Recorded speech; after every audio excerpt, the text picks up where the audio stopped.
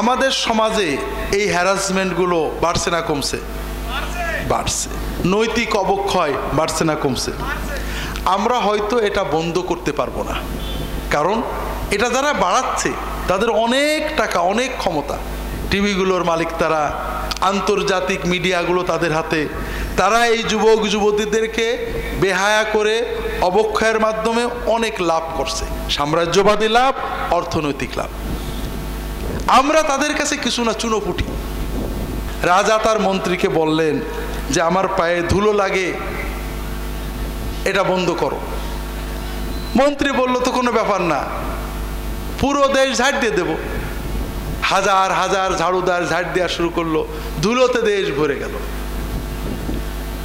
তখন মন্ত্রী বলল অসুবিধে নেই, আমি পুরো দেশটা চামড়া দিয়ে ঢেকে দেব, তাহলে আর রাজার পায়ে ধুলো লাগবে না।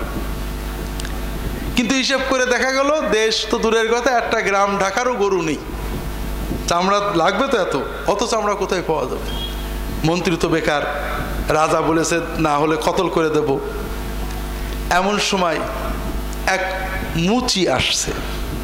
মুচি রাজার দরবারে ঢুকবে। এই তুমি কি চাও?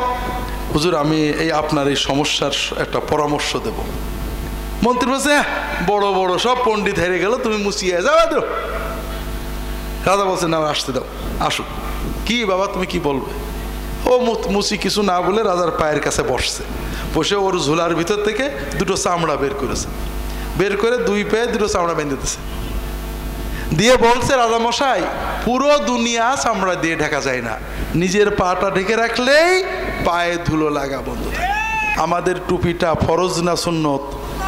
আর আমার স্ত্রী মেয়ে তাদের মাথায় কাপড় দেওয়া ফরজ না সুন্নত? আমি অনেক দেখি ভাইরা, দাড়িওয়ালা একটা মানুষ, পাগড়ি মাথায় একটা মানুষ, তার পাশে একজন মহিলা মাথায় কাপড় নেই। এটা কেমন হলো? ফরজ তরক করে সুন্নত পালন করা, মাথায় পাগড়ি দিয়ে লুঙ্গি খুলে ফেলা। বাস্তব ভাইরা। তো ভাইরা, আওলাদদেরকে পর্দা করাতে হবে, নামাজ শেখাতে হবে। মেয়েদের বলবো যে পর্দা তো আল্লাহ মজা দিয়েছেন আপনার সম্ভ্রমের জন্য, আপনার নিরাপত্তার জন্য। আপনি পর্দা সহ সব করতে পারেন, কিন্তু পর্দা না করলে আপনি আল্লাহর কাছে আটকা পড়বেন, দুনিয়াতেও আটকা পড়বেন। পর্দা করলে যদি কোনো মেয়ে বাড়ির ভিতরে দূরের আত্মীয় এসেছেন, খাবার দিতে হবে, কথা বলতে হবে, বোরকা পরে নিয়েছেন, ওড়না পরে নিয়েছেন, বড় ম্যাক্সি ওড়না দিয়ে গোমটা দিয়ে শরীর ঢেকে নিয়ে গিয়েছেন, বাইরে যাওয়ার দরকার হয়েছে, বোরকা পরে নিয়েছেন। যতক্ষণ বোরকাটা পরা থাকবে, পর্দা করা থাকবে, একটা ফরজ ইবাদতের সওয়াব তার আমল নামায় জমা হতে থাকবে। যদি বাপ মা পর্দা শিখিয়ে থাকেন, বাপ মার আমল নামায় এই সওয়াবটা জমা হতে থাকবে।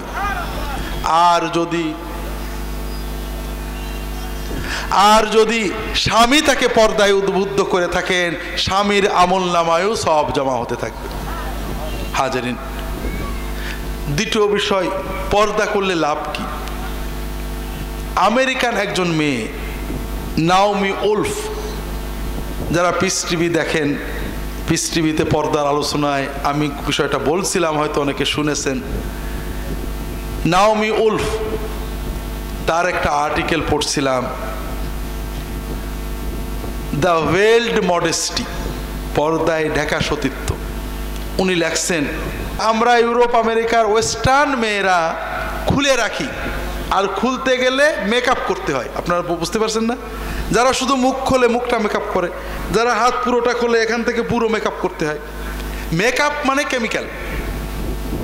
এই জন্য মেকআপ করতে করতে এমন হয় যে মেকআপ না করলে পেতনি পেতনি দেখা যায়, চিনাই যায় না। মেকআপওয়ালা মেয়ে যদি আপনি মেকআপ ছাড়া দেখেন চিনতেই পারবেন না, মনে হবে দেখে ওর দাদি, নানি, না বড় বোন, না কি যেন। কথা বলছেন? উনি বলছেন আমরা মেকআপ ব্যবহার করতে করতে আমাদের স্কিনগুলো নষ্ট হয়ে গিয়েছে, মেকআপ ছাড়া আমাদের ভালো দেখায় না, অড লুকিং। কিন্তু এই বোরকা পরা মেয়েদের বাড়িতে যেয়ে দেখলাম, বোরকা পরার পর, খোলার পরে ওদের যে স্কিন, ওদের যে নমনীয়তা, ওদের যে কমনীয়তা, অ্যাঞ্জেলিক, ফেরেশতার মতো মনে হয়। আপনারা এখানেও দেখেন, ছোটবেলা থেকে যে মেয়েরা পর্দা করে তাদের স্কিনগুলো দেখেন, তাদের বাড়িতে যে তাদের স্কিনগুলো দেখেন, আর যারা পর্দা করে না তাদের স্কিনগুলো দেখেন, বুঝতে পারবেন। দ্বিতীয় কথা তিনি লিখেছেন যে আমরা ইউরোপে আমেরিকায়